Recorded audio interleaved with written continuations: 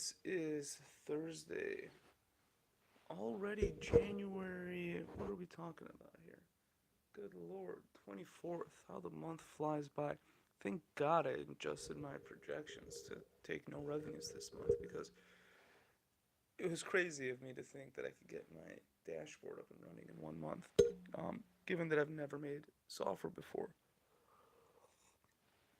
But we're on track for mid February and it's gonna be pretty cool. It's gonna help a lot. I know it already is helping me.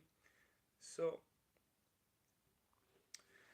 just got back from LA, and someone out there mentioned that this is a town of storytellers. That everybody wants to be the next um, Walt Disney to tell a magical tale that changes the world, and it really struck me because I that was the first night I went out with a new friend of mine, and he's a venture capitalist, and it was great. I got to talk about everything I like talking about, but with someone with more experience in it than I do, and more nuanced perspective in a lot of different places. And so it was great to just be almost irrelevant.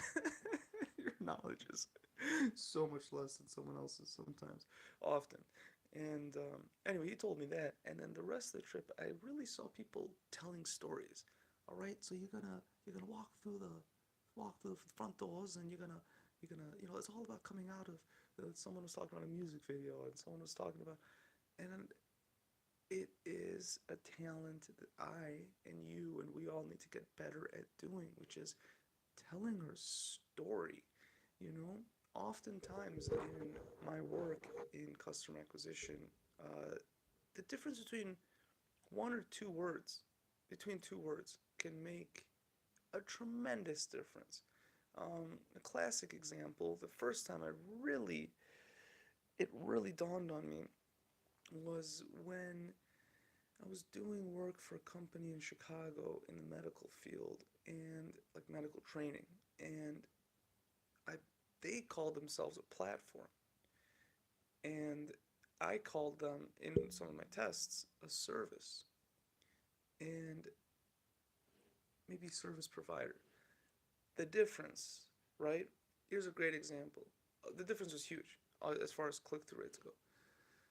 And when people want to buy a certain product, they expect a certain thing, even if they don't have the vocabulary yet. And if to call a sometimes the words we use don't actually make sense to the user. To the business, they make technical sense, but that's not good enough. That's usually far from good enough. And another one was yesterday. I get blasted by these email or these ads on YouTube all the time. I always have a YouTube podcast playing in the background at work. And Monday.com, I think it's an Israeli startup, pretty big at this point, that was positioned as a, what would you call it, project management tool. And it just fell flat every ad, every time. I'm like, next, skip, skip. I checked it out once, couldn't care less. Not because the product wasn't beautiful and elegant and I never tried it out, but I'm sure it works well enough to justify the low price point. But oftentimes people will drop their price instead of raising their value. And so if the value is high enough, people will pay any price. The other day, yesterday, their new ad positioned it as a team management tool. Immediately, I'm like, oh, that's something you could sink your teeth into because there's a lot of project managers out there. And this changes everything. First off, you don't need everyone in the organization to buy in on their software to get a foothold to use it. You just need one project manager to want to use this tool to manage his or her team. And then it related the story of their on-screen project manager and the difficulties they have that are common in any sort of business. And it immediately clicked. It immediately sparked intrigue. You don't hear a lot of team management talk, but there's endless project management tools, right? The software is the same thing, but the way we view it, the context is completely different, and it's a winning it's a winning sales proposition or a market positioning. So often it seems you can take an old product in a classic category and reposition it into something new and create effectively a whole new category. The other day for a client, I was on the phone with an enterprise customer experience product. And I'm like, what the fuck is customer experience? I've never heard that phrase before. I mean, I get it, but what does that actually mean? What am I buying here? And the client wanted me to look into it, so I did. And I'm like, okay, this is cool. Let's have a talk. Great sales presentation, great script. I love when salespeople pause to get your buy in. That's a great feature, isn't it? And they have to hold the silence until you're uncomfortable enough to say, mm hmm, yes, oh yeah, right? And that creates rapport and buy in, and you feel um, you're becoming invested in the relationship and the product. At any rate, I can see through all that shit and I'm like, oh god, I talk to these vendors all the time. Let's get to the point. Turns out they're a fancy B2B blog. That's what they are. But they charge 4 grand a month starter package for just their marketing tool, and then another 4 grand a month for their sales enablement tool. So if you want marketing and sales to have the feature sets that are made just for them, 8 grand a month, 100 grand a year for a blog. And you can't call yourself a B2B blog and command that kind of price point. You have to create a new narrative, a customer experience platform. And you get an opportunity to tell a new story. So stories are really powerful. And I'm always wondering, what is the story I'm telling? And it gets better every month as I tell it to more people. But I think Vidulant has the opportunity to become a unicorn, if you will, a large multi-billion-dollar company, and meaning that someone's going to do this. And I am I'm the only person I know of talking about it. It doesn't mean to say there aren't smart people in other parts of the country and world talking about this exact problem. But I have a unique approach. I have a provisional patent for an algorithm. I have proof. I have a framework. I have supporting evidence that this is a powerful approach. And the story I'm telling matters a lot. Sometimes, because this is a new thing, it is a platform. It's also a marketplace. And it's also a automation tool, right? So it's like, what is it actually, and what facet of the brand do I put forward, and with what initial market vertical or industry do I connect which facet with, right? That market product fit. I'm rather certain I'm going to be targeting, well, I take that back. I'm not rather certain. I am talking to a whole bunch of people across a whole array of different industries and sizes and what have you.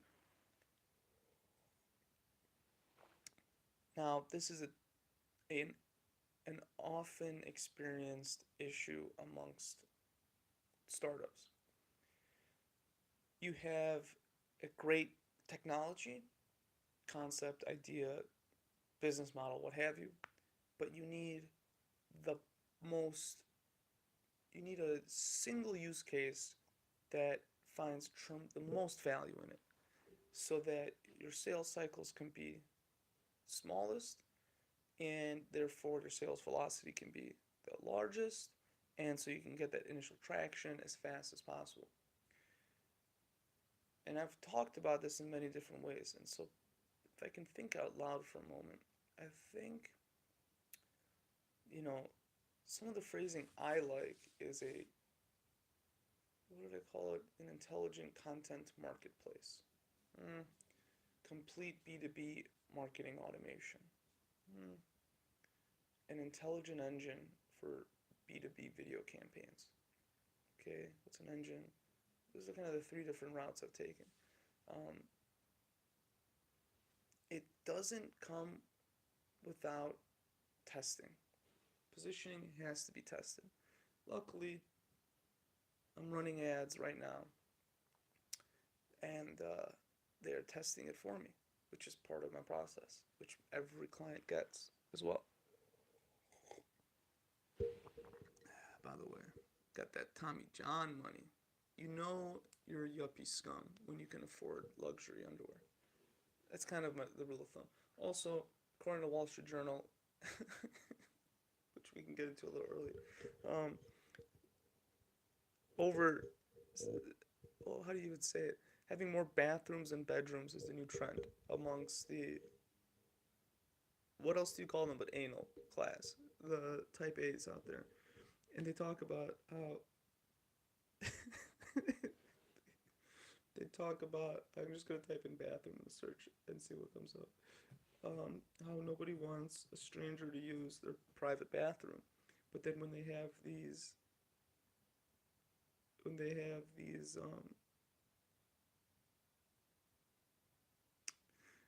huge parties once or twice a year, they want everyone to be able to have their own bathrooms. And so it's a new trend to have 10, 15 bathrooms in your house, and having over 12 it commands a premium. Like, it's not a fad, it's a trend in the market. And it's absolutely hilarious to me. You know, not that I always wonder do you, at what point should you feel guilty about spending too much money frivolously? Now, do these people give back to charity? I'm sure they do. But I feel like when you cross the one to one, the bathroom parity line, one bathroom to one bedroom, you're in new terrain. It's a, and going half a bathroom over is within acceptable bounds to me. You going 2 to 1, you got twice as many bathrooms. I mean, you're literally a crazy person that can't handle the basics of your own humanity, which is the fact that you take in food and you expel out waste. And it's the most natural thing in the world. Now, I'm not saying you gotta go take pictures of it or love it, but when you're afraid of something you produce, isn't that a little. That screams of a disassociated person. So I told my wife, listen, we're good as long as we have less than one bathroom per bedroom. That day comes, then you need to slap me in the face. You've been hanging out with too many millionaires. Oh man. Senate prepares vote to on measures to end partial shutdown. So I saw a anonymous article by a Trump admin in some non-mainstream news site. I can't remember what it is. They all kind of sound the same thing, and like the same thing. Anyway, and they're like, "Hey, we can't we can't wait for the people that are without jobs, most of them, to go get real jobs." And he or she sounded like he goes on to talk about how there's this percentage of people in the government, in federal government, that absolutely avoid real work, knowing that they can't get fired, and will make your life a living hell if you want to change anything because it requires a tremendous amount of work, and or get rid of positions.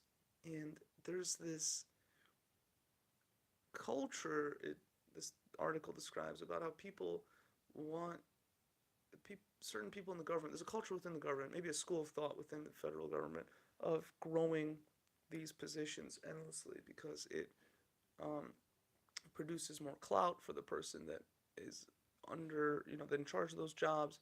It increases their budgets. It's like a tribal thing. You want your tribe to get bigger, and that's why this person says. Maybe I'm getting two articles mixed up, but seems to be why no government program ends. Once they begin, they're there forever because nobody wants to lose their cushy government job. And by cushy, I mean you're. I'm not saying it's easy. I'm saying it's very well defined. It's got low risk and medium to high reward, depending on how you play it. So, two very different narratives. They want the Trump admin wants these people to go get real jobs. They don't ever want to open the government up again. Now they might have put that out there as a PR tactic. I don't know, but um, I just thought that was like, wow, I never heard of a perspective like that, let alone in the op-ed section anywhere, because everyone else is freaking out about the government shutdown, and I feel you, but if my company runs out of money, I gotta go get a job. I gotta get in that Lyft car. I gotta go Uber. I'm not saying I'm a wealthy person yet, but I got no, you got some savings. I'm not saying everyone has a massive savings, but, um, and I understand. I used to be broke a year and a half ago, evicted from um, my business. Not my business. I had no business. My apartment. I mean, just a total mess. I was pursuing indoor farming desperately, and just kept throwing myself in the most difficult situations. And then every time a lifeline came to me, I slapped it out of my way.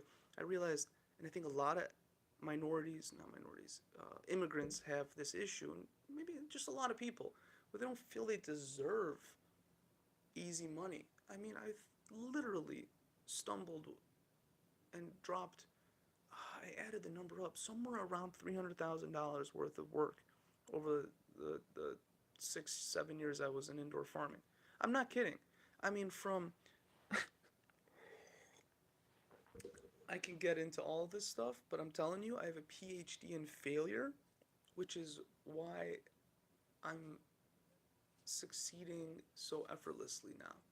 Because I know deeply every way to not do things. And so most people, they find those few ways to do things. I've cataloged every way not to do things so that now I know what to do because I know the 99% of the ways not to do it, which is probably the wrong way to go. But I, you know, a lot of people I think or a lot of people can relate where they're just born into a family that doesn't know fucking what they're doing, and you're thrown into the world and you gotta go figure it out. And I had great mentors, but I had this emotional, I'd call it instability, inability to to an inability to value myself enough for, excuse me, decent pay. And I think it's very common amongst the people that want to start businesses. You are, think about this. Think about it this way. First off, you got some shit from your parents, okay? You got to forgive them. You got to forgive yourself for taking that trauma and spreading it in the world. And you have to forgive other people that might have sensed that trauma in the form of your fucking asshole behavior and gave it right back to you, right? So trauma begets trauma. I'm not talking about, it doesn't have to be crazy, but it can be as simple as being ignored by your one family member, right? I mean, it's at an early enough stage, that's all it takes, depending on the person. So forgive everybody, all right? Cut yourself some slack. This ain't easy. Most people have died before they got into this age, whatever age you're at, right? So cut yourself some slack. Um, Take 100% responsibility. There's just no other way to guarantee success. Whatever happened to you, you have to take 100% responsibility about the person it has caused you to become. Whatever, however unfair it is, it simply doesn't matter logically in the cosmic scheme of things. And think of it as you have an honor to transform some pain, some small piece of pain in the world into um, beauty or happiness or joy. Whatever happened to you, you can turn that into something positive. And you're really helping the world become a better place when you do that. Because you're then not going to pass it on, and the people you pass it on to are not going to pass it on. And if you have kids, they're not going to get it. And so it stops with you. That's really important. Probably the most important thing you can do in your life is take 100% responsibility for it. everything, man. It's tough, but it's true. And then the other thing is, think about it. You are priceless. You're literally the result of 14 billion years, at least, of evolutionary research and development. If you put a price tag on a human being, I mean, you literally couldn't make a human being right now with all the money in the world. $600 trillion, you couldn't make another human being. You can maybe clone one, okay, sure. But that's kind of like taking a leaf from one plant and putting it in the soil. To produce a human being with just technology would be impossible. So you're a multi-trillion-dollar investment, and you have the bones of your ancestors and their DNA, and when shit hits the fan, you can unlock that stuff. You can defend yourself. You can get the kill, get the job, get the contract, get the sale, whatever it is, you can do it. But know that you have to fail in order to learn how to do it. So failure is not an obstacle, it's the path. You have to seek failure out so you can figure out how things work. And then once you stop failing, you know you got your feet under you and you can kind of move forward. So don't don't lose heart. Um. Anyway, that's just a little about me. Let's see what's going on in business. Curtain falls on Carlos Ghost's reign atop Renault. Renault. These car companies, man, that's a tough business to be in. On one end, you got Tesla. On the other end, they make very little money. They got to move a lot of cars to make money. Of course, they make a large nominal amount, but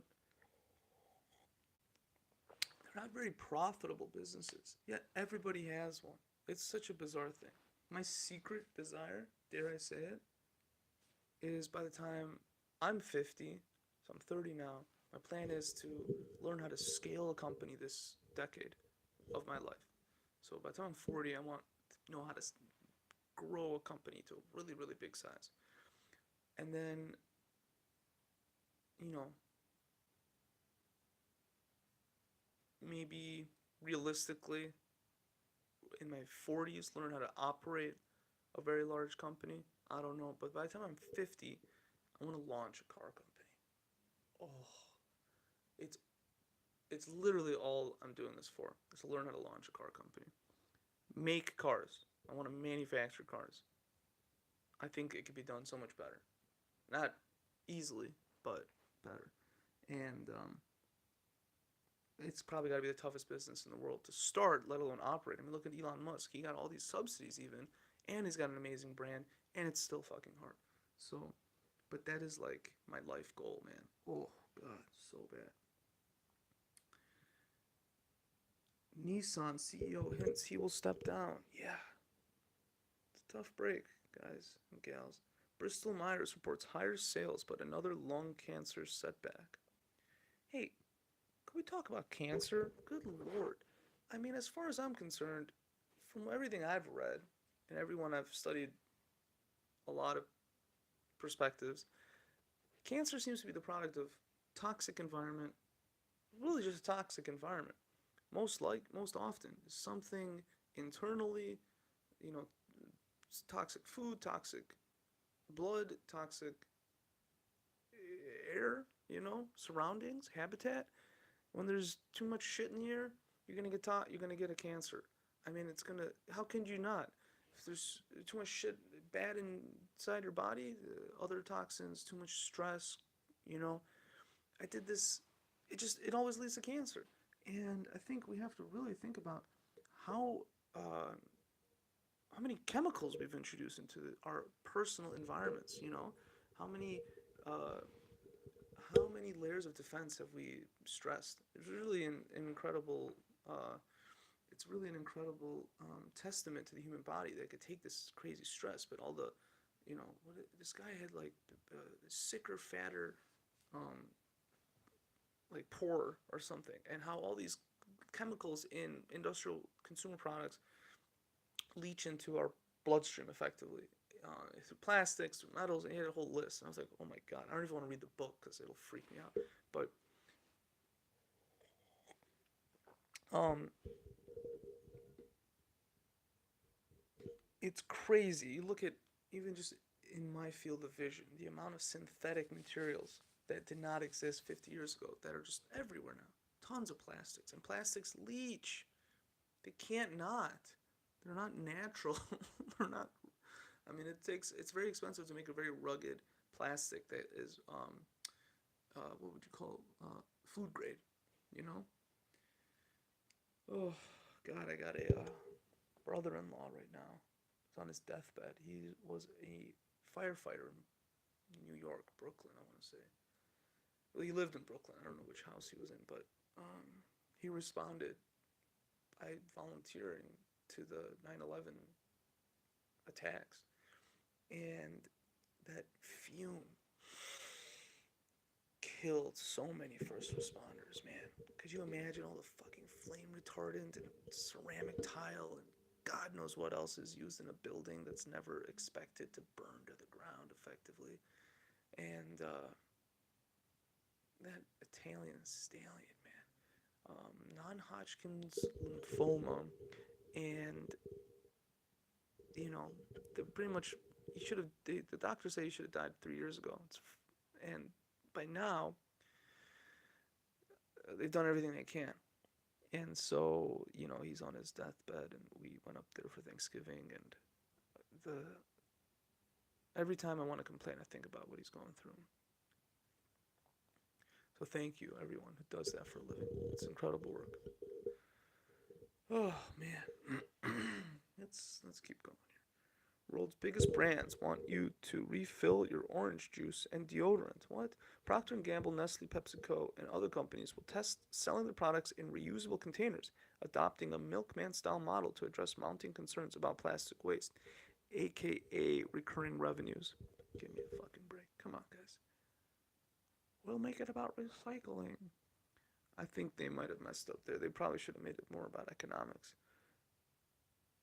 I don't think anyone bought milk to save plastic or metal jugs, but milk delivered from the milkman is strongly associated with fresh milk right from the farm. And so I think they missed the mark on that one. I think recycling should have been a sub benefit. The main benefit should have been like always fresh products, always never old, something like that. But what do I know? American Airlines posts profit despite higher expenses. That's another business that's impossible to operate. Airlines. Southwest Airlines beats earnings expectations. Huawei. U.S. believes it doesn't need to show proof Huawei is a spy threat. That's a tough one. And this is with someone with a Huawei laptop. Much respect to the Chinese. However, you're obviously listening into this podcast as we speak. We all know it. Don't play glib, glib or gib, glib. Don't be glib. How can you show what you know in that situation without blowing your cards? And what do they say? Means and methods or whatever. How they found out what they know will determine how they will elucidate how they found out, which no government wants to, security agency wants to give up. And the thing about China is everyone says, the future is in China. And I agree. But China, hey, for sure tone it down a little bit. You know what I'm saying? Those million, what is it, Uyghur Muslims you put into internment camps in the northwest of your country. Hey, for sure stop that. If you want to join the new economy, you can't have internment camps. You know what I'm saying? Now, maybe some would say, oh, America, you just have, you call your internment camps prisons. All right, that's fair. For sure, America, stop imprisoning everybody. We have to get under 1%. You can't grow that population. That is not a real market. You cannot grow that market infinitely. Unfucking believable. But China, the reason, as far as, I'm like, Okay, there's these massive brands in China, Alibaba, for instance, but their whole legal structure is like so convoluted, and everybody knows the government dictates who wins and who loses.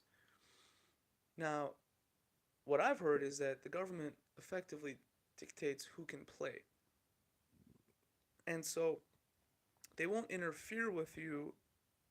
How do I say this? But they will block you if they don't like you from growing, accessing capital, and such. So, like a farmer, which is a very Chinese way to view economics, seeing it as a field and crops to tend to, and these are plants, and you're weeding out certain, weeds, right? Non-beneficial plants to your uh, culture. Well, then the ones that aren't get all the sunlight, fertilizer, and water and nutrients in the soil. So of course you're gonna get massive growth when there's one protected company in each of these major tech sectors. It's not organic. It's not organic. It's, what would you call it? It's not synthetic. The products are great, but it's like, it's Chinese. I don't know. It's a little bit of both. All right, everybody. So that's it for today. If you want to become, new positioning for the training program, we're testing out the phrase B2B marketing school. If you want to join the B2B marketing school, it's a free conversion certification master course and quiz. You get the quiz and you become certified. So check it out, vidulant.com/training. Um, it's really good stuff. It pulls right from my brain.